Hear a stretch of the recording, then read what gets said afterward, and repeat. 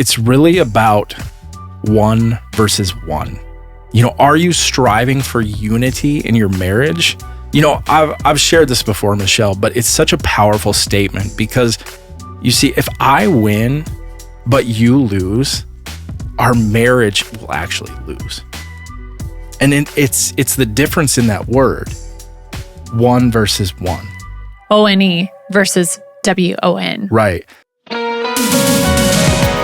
This is Ryan and Michelle, and welcome to the Celebrate Marriagecast, where we hope to restore and reclaim godly marriages through honest and real conversations. Welcome to episode 105. We are so proud of you for joining us today and working on your relationship. Ryan, episode 105 marks the end of our second season. Season 2 in the books. Season 2 finale. Wow. We had our first episode on September 26, 2023. And here we are, September 23rd, 2025. Wow. 2 years later. That's awesome. 105 episodes, which I'm still a little bit confused about the math. Yeah. Right? 52 and 52 right. is 104. Anyways, right. But this is the end of our 2 years. Yeah. Season 2. So next week, season 3.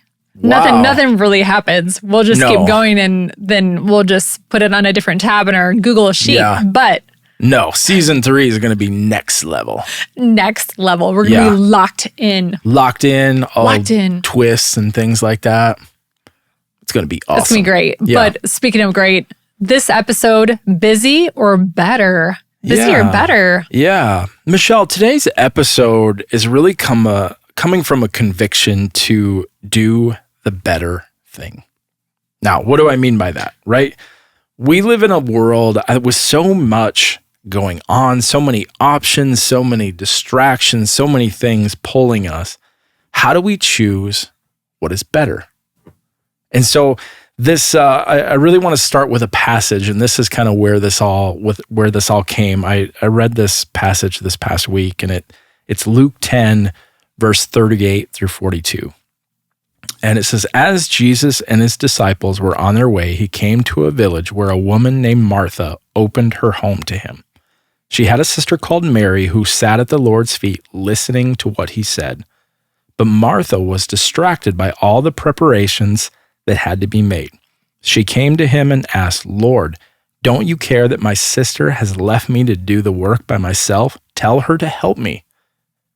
Jesus answers in verse 41. He says, Martha, Martha, the Lord answered, you are worried and upset about many things, but few things are needed, or indeed only one. Mary has chosen what is better, and it will not be taken away from her. See, I love this passage, and as I was reading it, like this hit me that Martha did a good thing. She opened her home to Jesus, but she forgot the reason that she opened her home. She forgot what was better.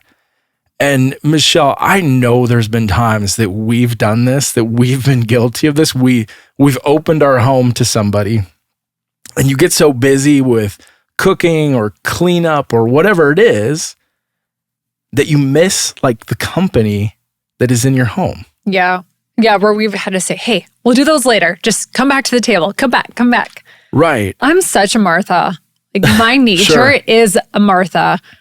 I feel like you're a pretty good Mary. You can just be in the moment, but yeah. But I feel like I gravitate towards being busy. Right. I have to work actively against that. Yeah. So really the point of this is to look at this in really, a few different areas of our lives. And how many times are we busying ourselves, in our marriages, in our parenting, and in our lives, that we may be doing good things, but are we doing the better thing?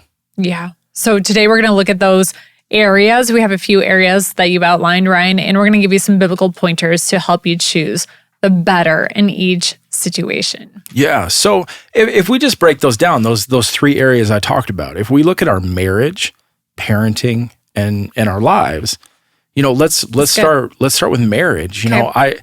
I love this verse from Ephesians, and it says, husbands, this means love your wives just as Christ loved the church and gave up his life for her. I absolutely love this verse because it's really about one versus one. Are you striving for unity in your marriage? I've shared this before, Michelle, but it's such a powerful statement because you see, if I win, but you lose, our marriage will actually lose. And it's the difference in that word, one versus one. O-N-E versus W-O-N. Right. Because you can win the argument, you can win the disagreement, you can win all of those things and lose your marriage. And so it's so important, as we're looking at this better thing, the better option is unity. The better, it's about the two becoming one. Mm-hmm. Yeah, it goes back to our same team mentality. Ryan, I love what you just said. It's not about one, W-O-N, it's about one, O-N-E. Doesn't sound phonetically, saying it out loud, it's very slight, but the actual meaning of each of those words, huge difference. Yes, huge. Absolutely. And I love what you said. You can win. You yourself can win, but if I'm not along and I'm not winning too, the marriage loses. Right.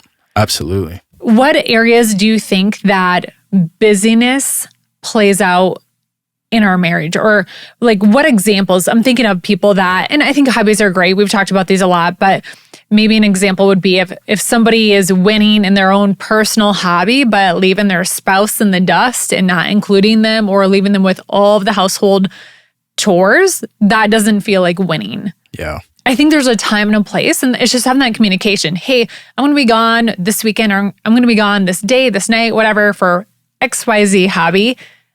So I'm going to help you prep some meals in advance, or I'm going to be intentionally here this next time or skip this next, tournament, whatever it is, but just being really intentional to make sure that your marriage is still winning. Yeah. Michelle, I think that's a great point. I think it's looking at it, and I think we as individuals are selfish beings. Mm-hmm.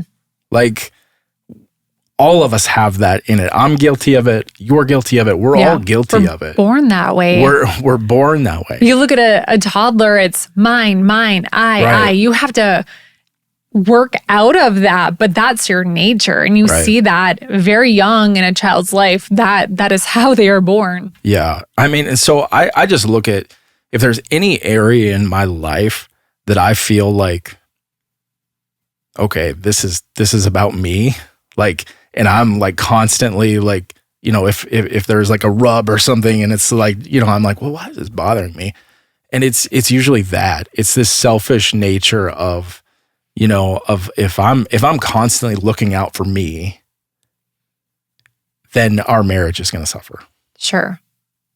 Yeah. I firmly believe that. And it's so like, that's part of, whether that's a hobby, whether that's whatever it is, if it's all about me in that area, we can throw out intimacy. If intimacy is all about you and what you're getting out of it, I firmly believe that your marriage is going to suffer. Yeah. You're taking and your marriage is not winning. Yeah. Right. Yeah. So under the lens of busy or better, so I'm thinking too, careers. I feel like that's another area within marriage where maybe somebody is personally trying to win in their career and they're busy with that, is spilling over into evening hours. But is that what's best? Is that what's best? Or have you just fallen into being busy under this, illusion of success? Yeah. Yeah. Great point. Yeah. Great. So 1, marriage. Remembering you can win or you can be one. Unity. It's all about unity. That's the better, as we look at what's better, in this scripture, he talked about, Mary doing the thing that was better. Mm-hmm. Seek unity in your marriage. Yeah. And I appreciate what you said too, Ryan, that Martha wasn't doing anything bad. Right. She opened her house, but what was better? Right. Martha was busy. Mary was being better. Yeah. Yeah. So good. That's a great differential factor for me in my head, just that clarity. Like busy sometimes you just have to be a little busy, but what's better? Yeah. What's better in each situation? Okay, so number 2 is parenting. I'm going to read another scripture. This comes from Proverbs 22:6. You're probably familiar with this. It's start children off on the way they should go, and even when they are old, they will not turn from it. There's so much comfort in that scripture, just knowing that we talked about this the other week, giving your children that foundation, that they're not going to, even if they do drift, they still have that foundation, right? Stats show that those first formative years, the first, 12, 13 years of a child's life are so important for that. Yeah. So let's just address reality. Parenting is really hard, right? It's so hard. It's way harder than we were kids. Yeah. Not that it wasn't hard for our parents. So I don't want to say that, but I think things have changed. It's just feels complex and it's always changing. And, Ryan, when we were brainstorming, I love the ideas that you had. You said there are so many choices and so many opinions. Does your baby listen to Mozart or Beethoven? Right. Is your child walking at 9 months or 15 months? What kind of stroller do you have? You know what? I feel like we had the bee's knees stroller back when Thomas was a baby. We had the Bob. And now that is, if I were to wheel that around, people would be like, what are you doing? What is that giant What's that thing? giant monstrosity of a Right. stroller? Right. Oh, I loved it though. Do you play shushing music or ocean waves? Or do you have the fan on? How long, this is controversial, how long do they ride rear facing and when should they move out of the booster? Michelle, I don't even remember wearing a seatbelt. I remember, and I don't know if this is me or these are your stories, but on the back window, like of the station wagons. Oh, yeah. But my dad, we had this big van and my dad had taken out the middle row and put a table in so we could color. We'd sit in the back seat. I don't know if we were in seatbelts or not, but we were coloring like as we were driving around town, eating snacks and stuff. It was great. I don't. We had a station wagon as well. And I remember being in the back, like the very far back, like it was like a playpen. Like I don't even know how old I was, but. So the point anyway, is this. The point is this. And before you guys email about child booster safety tips, our son he still uses a low booster. And I feel like but you know what? It's different, right? Right. Children grow at different rates, and I think there's a height and weight guideline, but that's not the point of the story. So don't email me about car seat safety. We're good there. We're very safe. The point is this. What do you remember from your childhood? Ryan, what do you remember? Our listeners, what do you remember? It probably is not, whether you were in a car seat until whatever age, or it's probably not what kind of stroller you rode around in. Maybe your parents have shared that, but that's probably not a core shaping memory, right? So what shaped you, good or bad? What influenced you? Probably don't remember if you listened to Mozart or Beethoven, but I'm guessing that you remember those special family members and those special family moments. You remember what matters. You remember what is better. So the next time you find yourself stressing about those details, what kind of, clothing, organic cotton, and some things it's good to do for your kids, whatever, what kind of stroller. But just remember, your kids aren't going to remember. It doesn't really matter, right? I think about school picture days and how much, we fuss about outfits and coordinating their wardrobe and just all these little things that your kids aren't really going to remember. Right. In the grand scheme of things, they're going to remember the love, the time together, whatever their love languages are. That for sure, if it's quality time, that will be a big thing that they remember. That's what's better. Yeah. Yeah, Michelle, I'm so glad you said that, because my love language is quality time. And what do I remember? Like, so much of what I remember in my foundation was Sunday mornings. Of going to church, of serving, and probably like my best memory is every Sunday after church, my family would gather for like Sunday lunch. And I'm not talking about just like my family. It was like cousins. There was like 20 plus people, and every week we did this. That's so fun. And it's like, I think now it's like, oh man, you got to schedule something like, oh, we gotta go this, we gotta go that. We don't have time for those things. Right. But that's the core of what I remember is that foundation. I mean, I don't remember any, I was in sports my whole life. I don't remember any of that. I don't remember the first place that I got here or there. Like, I don't. And it's so much of that foundation is what matters. Yeah. I remember growing up every weekend in church too. I think I shared about how I got the perfect attendance in Sunday school at the church growing up. And that was my foundation being laid. That was just those core things that we did. We had family meals together.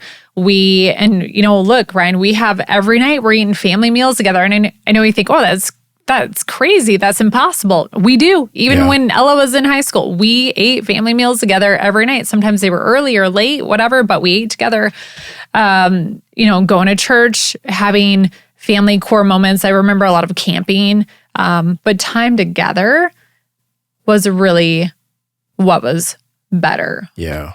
And that faith foundation. Yeah. For sure. Absolutely. I mean, that's the stuff that shapes you. That's the stuff that makes you who you are. And so, as you're in these parenting years, I mean, we're still very much in it, that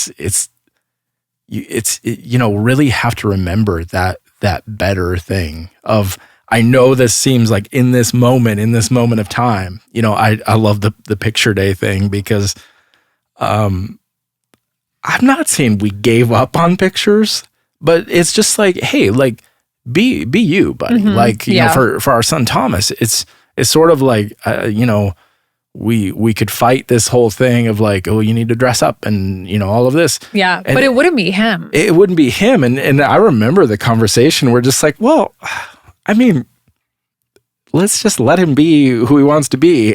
That's super cute. He wore an Arsenal jersey for his picture day this year. He loves the color red. He's always wearing red shirts. And for a while, every picture day was a red shirt. So I tried to make him change one year. And he's like, can I get back to wearing red? And I was like, sure, buddy. He's like, I'm going to wear my Arsenal jersey. And I was like, sounds great, bud. Yeah. But that's him. Yeah. Right. But I think too, you guys, even your mental and your physical energy levels, I mean, you could put a ton of thought and effort into a lot of those things. Not saying you shouldn't, but it just takes so much effort. What if you just gave yourself permission not to have to manage those things so tightly, and then you poured that into having those other core times? That would be better, right? To focus that on the weekend. Hey, we're going to have a priority of going to church, and we're not going to worry about whatever it is that fills your schedule. Let some of those things just kind of go, or don't obsess about them so much, but free yourself up because,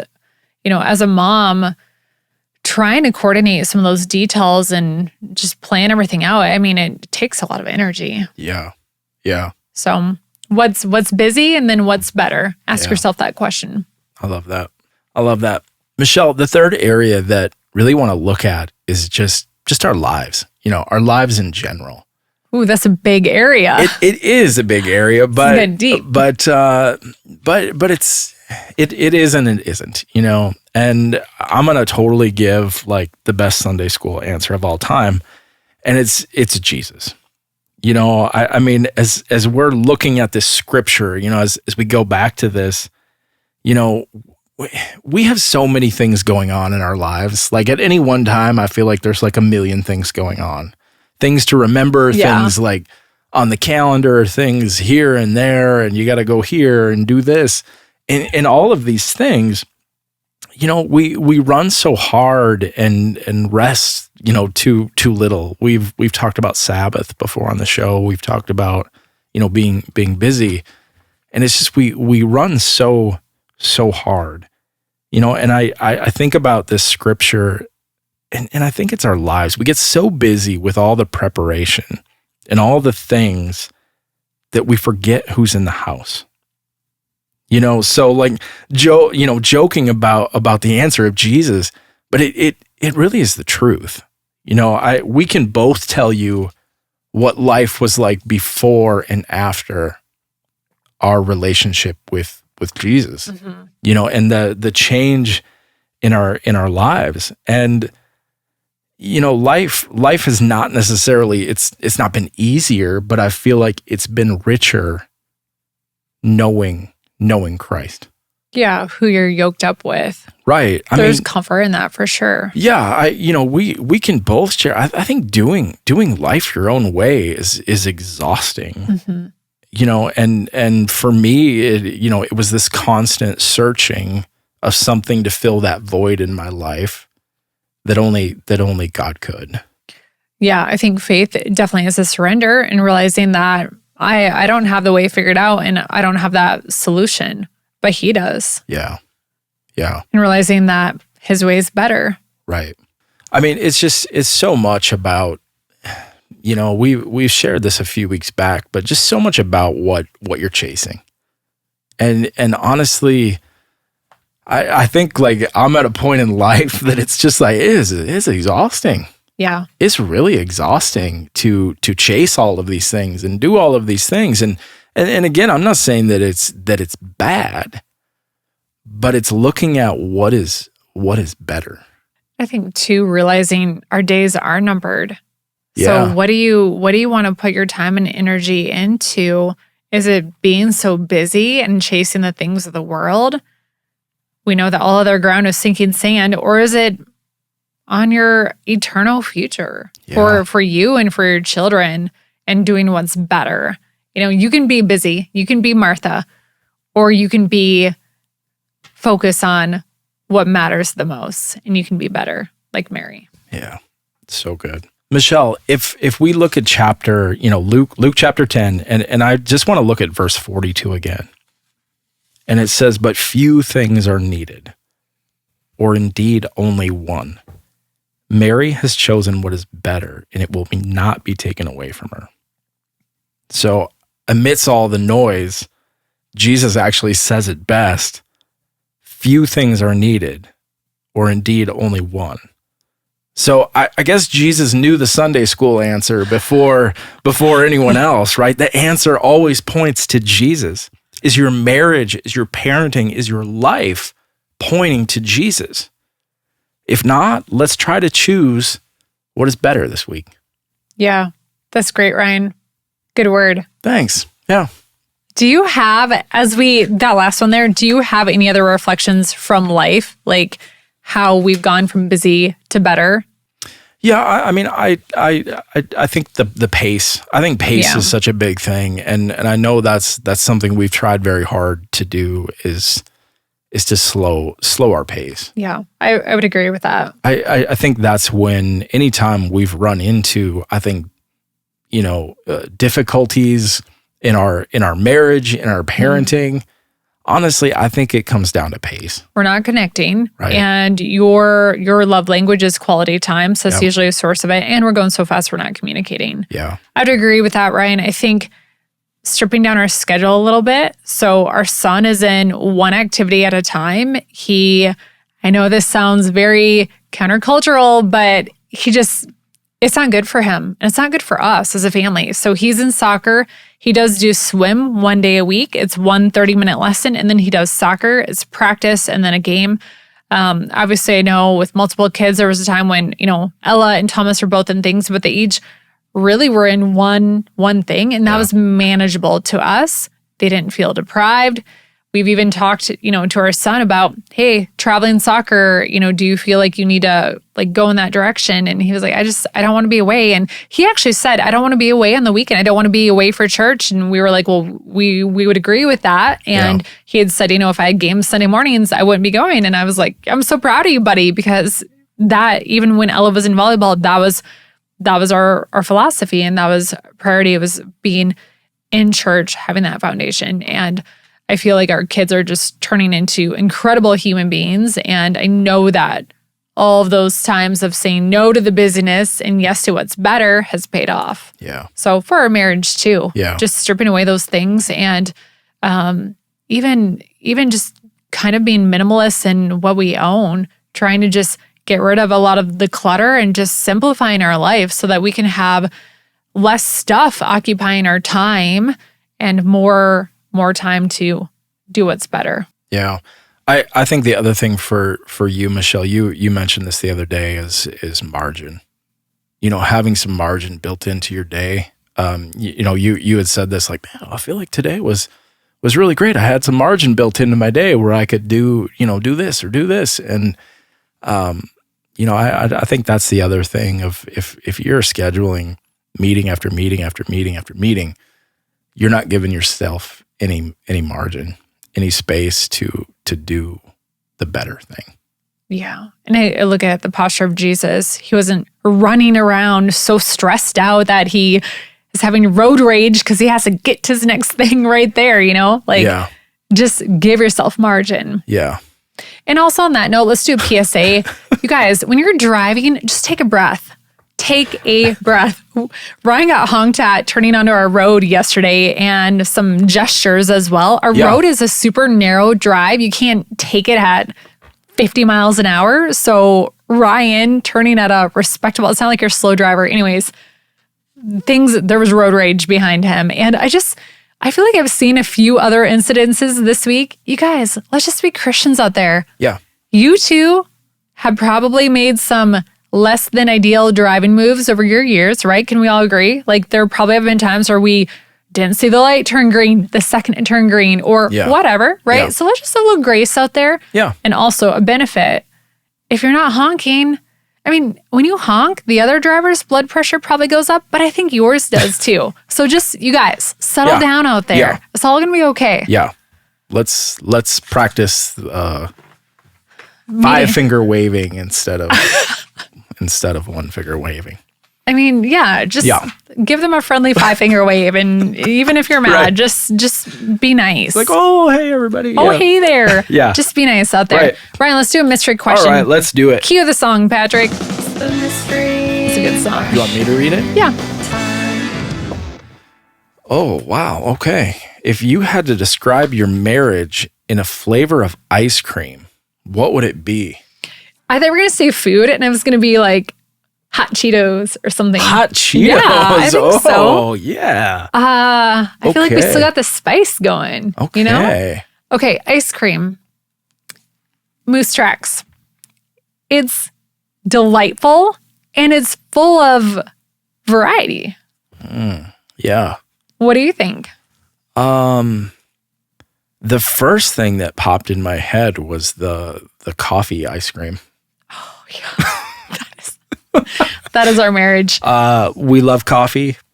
We love each other. We love each other. It's energetic. It's amped up. Next level, Yes. ready to go. That's a great question. Yeah. That was fun. Ask your spouse this week. Oh, hey, yeah. what flavor would our Okay. marriage be?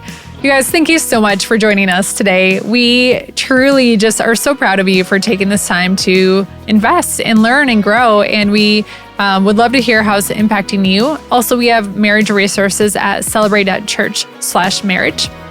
And if you don't have a church home, you can find us at Celebrate.church. We hope you have a great week. Have a great week.